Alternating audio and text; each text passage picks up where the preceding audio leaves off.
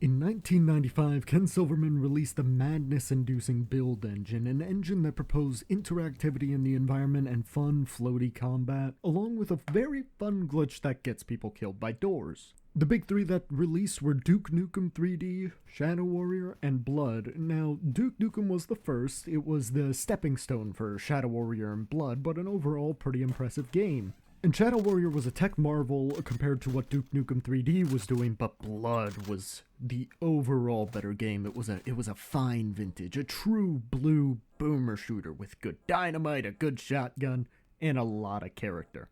Blood is not the game I'm reviewing, but its spiritual successor, Cultic, is damn good.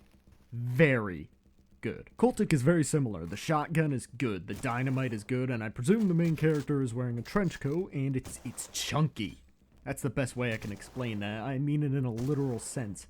It's a very chunky, but also somewhat refined experience, which I have to give credit to where credit's due. Most of the levels felt really well designed, and they felt designed in particular ways, allowing for a lot of avenues of attack.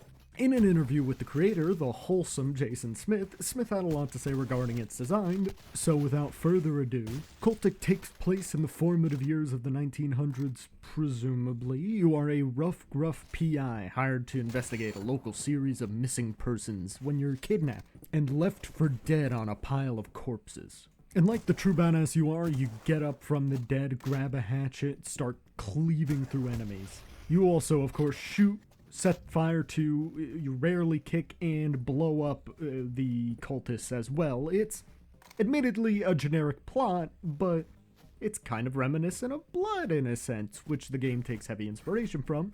And when I talked to Smith about it, he also said it took a lot of inspiration from games like Resident Evil 4 and Dark Forces, which, to those even remotely familiar with Resident Evil 4, can see it absolutely teeming through with a lot of enemies. The specific one that comes to mind is the chainsaw-wielding maniacs who could kill you if you're not careful.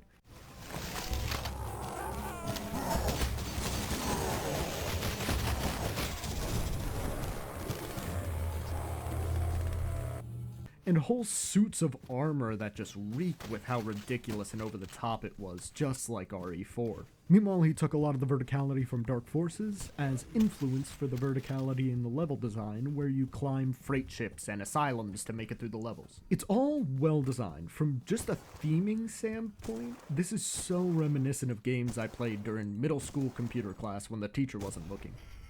Shooting down cultists in Blood with the floatiness and the awesome moment-to-moment gunplay. Which brings me to my point, the gameplay is so solid. It's floaty and diverse. Sometimes it's easier to, get out your sniper and snipe away, or throw some dynamite as traps.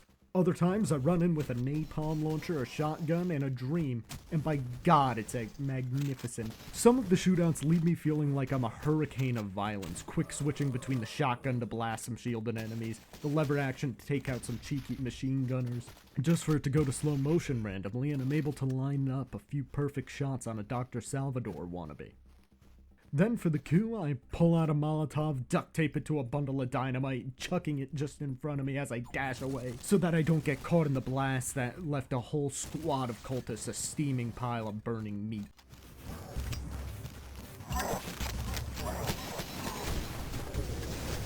It's so fluid, and the particular level I want to talk about is the church fight. I quickly pick up my supplies, armor and ammo.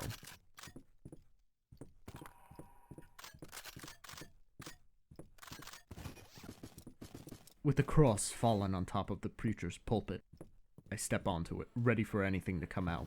What happens is I hear machine gun fire and a siren, as bullets fly in and turn the once beautiful stained glass into shards that scatter across the floor.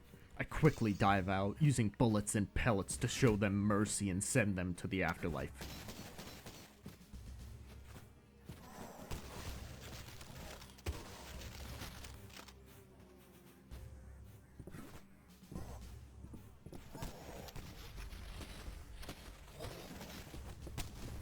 It's all a miraculous display of violence. I'm blowing through multiple cultists, using the slow motion from the lever action to pick off the extras, dodging between pews, in and out of windows to play Stay Away. It's beautiful calamity and awe-inspiring violence.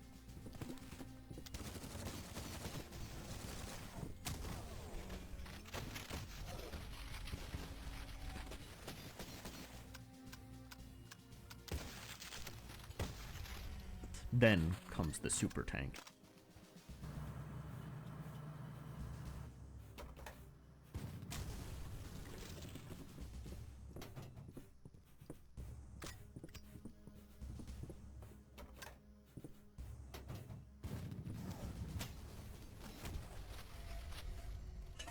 Rolling through it was insane, throwing dynamite, blowing up cultists, dodging its huge, explosive rounds. All of it just a blur of motion until I finally blow through it with enough TNT to level a city block.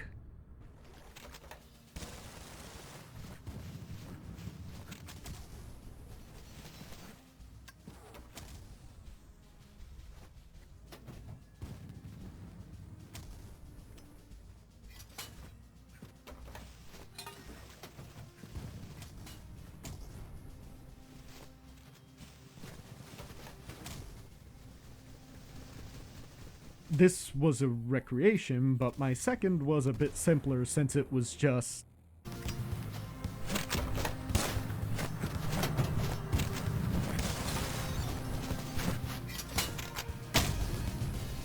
But for what it's worth, it gave me chills during this fight. Smith had stated in the interview he actually made the level as a survival level originally, but after a while he figured it had to be part of the main game. Putting it in, then inevitably adding that awesome tank fight, which makes it all a bit more ridiculous, and it adds credence to how deep-rooted this cult actually is. They have freaking tanks. The game is filled with plenty of fights like that, with each enemy introducing a barrel of fun, except for the telekinetic ones, who use their special ability to give you a migraine and throw chairs at you. But even while they're mildly annoying, all it takes is a blast from the shotgun or a bullet to the brain with pretty much anything, and they're put down quick enough. Machine gun is one of my main issues. It just feels a bit weird. Anything at close range can easily be blown away with the shotgun. Anything at medium takes dynamite, and it's just not accurate enough for far range. Any and all problems I could have with the game are rounded out just by good design on all the other parts, or are so small that I just have little issues here and there. All of it stuck to a perfectly solid core. I guess in some elements I found the game too easy. I only died a handful of times, but I also did a bit of secret hunting, and the health kit you get regenerates from enemy pickups, so I was rarely ever needing too bad for health. All in all, it was just a solid experience. I'd recommend it to anyone who's even remotely interested in shooters and wants to kind of ease their way into the build engine.